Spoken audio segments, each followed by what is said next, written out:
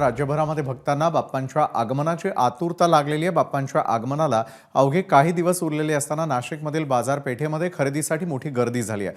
बाप्पाच्या मूर्तीला सजवण्यासाठी दागिने, मखरची खरेदी करण्यासाठी नाशिककरांनी मोठी गर्दी केली आहे। आढावा घेतलाय आमचे प्रतिनिधी मुकुल कुलकर्णी यांनी। लाडक्या बाप्पाच्या आगमनाला अवघे काही दिवस उरलेले आहेत। आता वीकेंडला सुरुवात झाली आहे आणि त्याचमुळे गणेश मूर्ती बघण्यासाठी, त्या बुक करण्यासाठी बाप्पा प्रेमींची आता गर्दी वाढायला लागलेली आहे। आपण नाशिकच्या ठक्कर डोम परिसरामध्ये आहोत आणि इथे बघतोय की आकर्षक अशा गणेश मूर्ती आलेल्या आहेत। त्याच्यावर जे मूर्तिकार आहेत, जे विक्रेते आहेत, त्यांनी वेगळं वर्क केलेलं आहे, डिझाईन केलेले आहेत।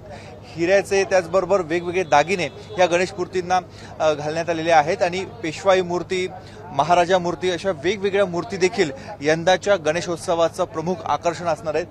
दादा, यावेळेस गणेश मूर्ती बघतोय आपण, खूपच वेगवेगळ्या गणेश मूर्ती बघायला मिळत आहेत। काय वैशिष्ट्य आहेत? तुम्ही काय खास मेहनत घेतली?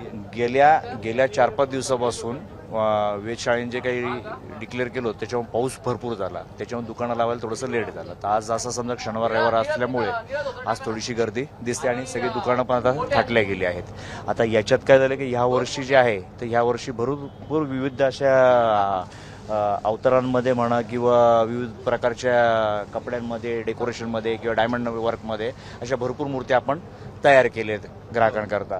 तर त्या अनुषंगाने बघितलं तर हा विष्णू अवतार आहे, ओके, हा पेशवा बनवलेला आहे। आपल्याकडे किती प्रकारच्या मूर्ती आहेत आणि त्याची साधारणतः किंमत कशी आहे? साधारण आपल्याकडे 200 ते 250 प्रकारचे विविध प्रकारचे, म्हणजे एक साधारण म्हणतो ना आपण 6 इंचापासून तर एक साधारण 5 फुटापर्यंत आपल्याकडे सर्व प्रकारच्या मूर्ती आहेत। एबीपी माझा, उघडा डोळे बघा नीट।